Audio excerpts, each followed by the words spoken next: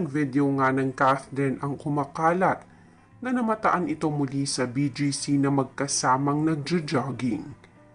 Pareho ang naka-color black ang dalawa at naka-cap naman si Catherine habang nakatalikod at nagjo-jogging sila ay isang netizen ang nagve-video sa kanilang likuran.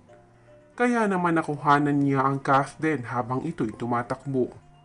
Bagamat nakatalikod ay halata naman na si Catherine at Alden ito dahil sa hubog ng kanilang katawan. At alam natin, nakabisado na natin ang bawat anggulo ng Catherine, kaya naman sigurado ang netizens na si Catherine at Alden nga iyon. Ilang netizens pa nga lang ang nakapanood ng nasabing video, pero ayon sa mga ito, masaya sila at kinikilig, lalo na ang Catherine fans, dahil sa panibagong ayudang video na inilabas ng netizen